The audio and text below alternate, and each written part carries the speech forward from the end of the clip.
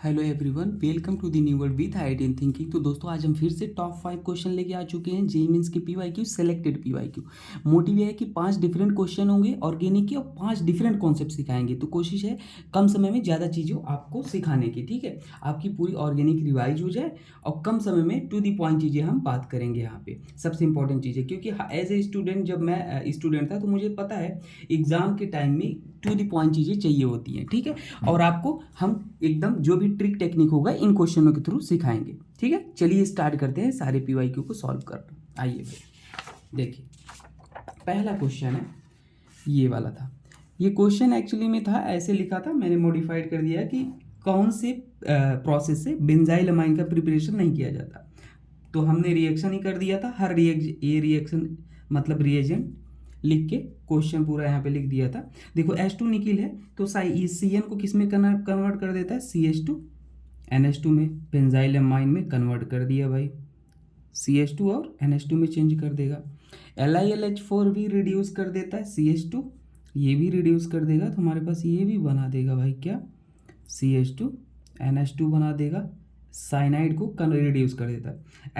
HCl given है तो ये भी हमारे पास क्या कर देता है, CH, ये भी हमारे पास क्या करेगा, CH और डबल बॉन्ड N, पहले स्टेप में NH कर देगा और दूसरे स्टेप में NaBH4 भी लिया गया था, यहाँ पे लिखा नहीं है, NaBH4 ले लोगे तो ये भी हमारे पास क्या कर देगा भाई, CH2 NH2 में चेंज कर देगा, ठीक है।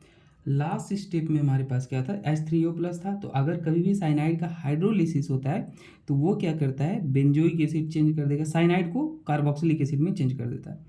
NaBH4 लिया गया था, NaBH4 लोगे तो वो अल्कोहल में रिड्यूस कर देता है।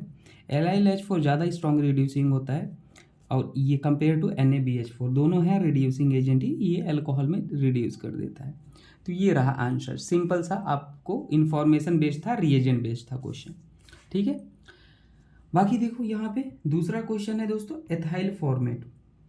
इसका नाम क्या है दोस्तों, आपको पता है, ये एथाइल फॉर्मेट, यहाँ पे एथाइल फॉर्मेट का स्ट्रक्चर क्या होता है, आप ये ड्रॉ कर लो सबसे पहले। तो एथाइल फॉर्मेट, एथाइल था तो C2H5 और ये एथाइल हो गया और ये फॉर्मेट हो गया, इस तरीके से हम लिख सकते हैं। देखो साफ साफ यहाँ पे दिख रहा है क्या, कि नाइट्रोजन पे लोन पेयर है, लोन पेयर मतलब इलेक्ट्रॉन, इलेक्ट्रॉन मतलब नेगेटिव चार्ज, नेगेटिव चार्ज मतलब एक तरीके का न्यूक्लियोफाइल। ये न्यूक्लियोफाइल पॉजिटिव खोजेगा, पॉजिटिव कहाँ पे, ये कार्बन पे जो रिएजेंट है, दिख रहा है आपको, पेन नहीं चल रहा है, देखो ये पॉजिटिव चार्ज और यहाँ पे नेगेटिव। ऐसा क्यों पता चला, क्योंकि कार्बन लेस इलेक्ट्रोनेगेटिव है और ऑक्सीजन मोर इलेक्ट्रोनेगेटिव है। और कभी भी याद रखना, कार्बोनिल ग्रुप हो, C डबल बॉन्ड हो, तो वहाँ पे ये इलेक्ट्रोफिलिक सेंटर का ही काम करता है कार्बन वाला, ठीक है। तो ये नेगेटिव यहाँ पे अटैक करेगा, अब ये वाला बॉन्ड इस तरीके से ओपन होगा और यहाँ पे आ जाएगा नेगेटिव चार्ज, फिर नेगेटिव वापस से आएगा और ये पूरे को लिविंग ग्रुप की तरह बाहर निकाल देगा। OET एथाइल अच्छा लिविंग ग्रुप होता है। तो हमारे पास क्या बन जाएगा दोस्तों, CH3, जो जैसे था वैसे लिख लो, CHOH, बाकी CH2 था, CH2 था और यहाँ पे NH, तो NH और हमारे पास यहाँ पे C डबल बॉन्ड हो H बचा। अब किसी के मन में होगा सर यहाँ पे तो प्लस आना चाहिए, यहाँ पे ये वाला, ठीक है दोस्तों। अगर यहाँ पे आप जैसे मान लो यहाँ पे लोन पेयर अटैक किया है तो इस पे प्लस आना चाहिए, है ना। तो दोस्तों जहाँ से ये प्लस आना चाहिए, यहाँ पे H2 था, तो दोस्तों यहाँ पे H2 जो है ना, H, एक ही H क्या होता है, -H प्लस बाहर निकल जाता है, तो यहाँ पे नेगेटिव छोड़ देगा और नेगेटिव पॉजिटिव न्यूट्रल हो जाएगा, तो वर्कअप हो जाता है। वो चीज़ें कभी जब आप हायर क्लास में जाते हो तो अंडरस्टूड होती हैं, क्वेश्चन में कभी भी वर्कअप बताया भी जाता है H2O दे के, वो वर्कअप के लिए H2O जनरली यूज होता है या सॉल्वेंट को यूज हो जाता है, तो बताया भी जाता है, नहीं बताया जाता है तो कोई भी स्पेसिस चार्ज होती है तो वो अनस्टेबल होती है, तो अनचार्ज होना चाहती है, तो ये हो जाएगा यहाँ पे H, एक H निकल गया तो NH आ जाता है, ठीक है। आइए इस क्वेश्चन को सॉल्व करते हैं। ये क्वेश्चन सिंपल ही है, आप सोचो इसमें क्या होगा। देखो इलेक्ट्रोफिलिक सेंटर आपको दिख रहा है भाई, क्या दिख रहा है, इलेक्ट्रोफिलिक सेंटर। तो इलेक्ट्रोफिलिक सेंटर अगर आपको दिख गया तो वहाँ पे आप क्या करते हो, सोचो, देखो NaOCl गिवन है, ठीक है। तो NaOCl दोस्तों पहले स्टेप में हम यहाँ पे इसको, ठीक है, थोड़ा सा इसको हम ओपन करके लिखते हैं। देखो जैसे हमारे पास ये है बेंजीन रिंग है, और ऐसे लिखते हैं ज़्यादा क्लैरी हो 5 होगा, ये है, ठीक है। अब देखो तो यहाँ पे NaOCl है, NaOCl क्या कर देगा दोस्तों पता है? NaOCl मतलब होता है NaOH प्लस Cl2, मतलब आइडोफॉर्म रिएक्शन। कभी भी अगर बेस हाइड्रोजन के साथ गिवन होता है X2 तो वहाँ आइडोफॉर्म रिएक्शन होती है, ये बात याद रख लेना। अब आइडोफॉर्म रिएक्शन क्या होती है? आइडोफॉर्म रिएक्शन वो होती है अगर कभी भी आपके पास कार्बोनिल ग्रुप है उसके बगल में CH3 है, तो तभी आइडोफॉर्म रिएक्शन होता है इन जनरल, ठीक है। तो यहाँ पे C डबल बॉन्ड हो और CH3 है, तो होता क्या है आइडोफॉर्म में? यहाँ पे जो CH3 होता है ना, वहीं पे हमारे पास OH आके जुड़ जाता है, सिंपल। तो हमारे पास क्या हो जाएगा, यहाँ पे ये बेंजीन रिंग था और यहाँ पे हमारे पास C डबल बॉन्ड हो और यहाँ पे CH3 था, वो OH आके जुड़ जाएगा और साथ में हमारे पास क्या निकल जाता है? CHCl3 निकल जाता है, ठीक है। अब देखो अगली स्टेप में SOCl2 गिवन था, क्या गिवन था? SOCl2। तो SOCl2 क्या कर लेगा? यहाँ से Cl जाके जोड़ देगा, ऐसा नहीं रिएक्शन जो आपने पढ़ा होगा, ये आप सिंपल रिएजेंट का वर्क याद रख लो, कभी SOCl2 हो तो वहाँ पे Cl निकल के जाता है, OH को हटा देता है। अगली स्टेप में एनिलीन गिवन था, क्या गिवन था भाई? एनिलीन गिवन था। अब देखो एनिलीन गिवन था, ठीक है, एनिलीन गिवन था। एनिलीन मतलब क्या होता है भाई? एनिलीन मतलब स्ट्रक्चर आपको आना चाहिए, ये होता है, ध्यान देना, NH2, इसके पास लोन पेयर है, ठीक है। तो यहाँ से एनिलीन के पास H है और Cl है, तो यहाँ से -HCl बाहर निकल जाता है, ये आप बात याद रख लेना। अटैक मत करवा देना, क्योंकि अटैक करवाओगे तो स्टेरिक बहुत ज़्यादा हो जाएगा, ये भी बल्कि ग्रुप ए भी। तो यहाँ से H और Cl क्या हो जाते हैं? -HCl बाहर कर दोगे तो आपके पास क्या हो जाएगा? मैं यहाँ पे इसको PH लिख देता हूँ शॉर्ट में, और C डबल बॉन्ड हो और यहाँ पे एक H बचा होगा NH, और हमारे पास क्या? ये PH, ठीक है, ये हो जाएगा आंसर, ठीक है। तो उम्मीद करते हैं आपको ये समझ आया होगा। आइए नेक्स्ट क्वेश्चन को सॉल्व करते हैं पर, ठीक है। देखो नेक्स्ट क्वेश्चन हमारे पास ये था, दिख रहा है आपको, इसमें PKB ऑर्डर पूछा था। इस क्वेश्चन में PKB पूछा था, तो PKB कभी पूछता है ना तो कॉन्सेप्ट समझो, मेन कॉन्सेप्ट है, क्योंकि मैंने बोला था आपको कॉन्सेप्ट सिखाऊंगा क्वेश्चन के साथ। कॉन्सेप्ट ये है कि सबसे पहले आप बेसिक ऑर्डर निकाल लो, और बेसिक ऑर्डर कैसे निकलता है?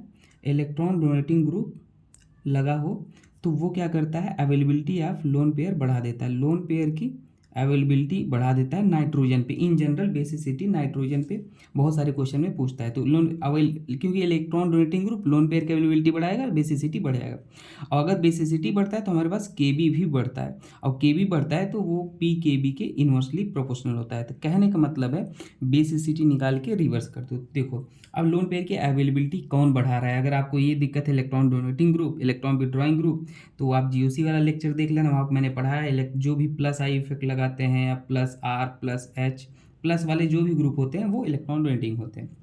तो यहाँ देखो फ्लोरीन है, ये क्या लगाएगा? यहाँ पे -I इफेक्ट लगा रहा है, ठीक है, +M भी लगा रहा है, लेकिन हाइड्रोजन के केस में -I डोमिनेटिंग होता है, लेकिन कहने का मतलब है इलेक्ट्रॉन विड्रॉइंग है, माइनस है इलेक्ट्रॉन विड्रॉ करेगा, लोन पेयर की अवेलेबिलिटी घटाएगा ही कहीं ना कहीं। ये +M लगा रहा है OCH3, तो लोन पेयर ये बहुत ज़्यादा इलेक्ट्रॉन को डोनेट करेगा। ये -I लगा रहा है और -M लगा रहा है, बहुत ज़्यादा इलेक्ट्रॉन को उसको खींच के अवेलेबिलिटी घटा रहा है। और यहाँ पे ये लोन पेयर है, ये CH3 हमारा +I लगा रहा है और +H लगा रहा है, तो ये भी कहीं ना कहीं बढ़ा रहा है। अगर आप रेजोनेंस हाइपर कंजुगेशन इंडक्टिव में अगर आप डोमिनेटिंग फैक्टर देखोगे तो रेजोनेंस फिर हाइपर कंजुगेशन फिर इंडक्टिव, तो अगर बेसिसिटी मतलब KB का ऑर्डर आप अगर बोले तो किसका सबसे ज़्यादा होगा? KB का ऑर्डर। तो देखो लोन पेयर की अवेलेबिलिटी कहाँ पे बढ़ रही है? बहुत ज़्यादा, सब ज़्यादा B में बढ़ रहा है, ये OCH3 है।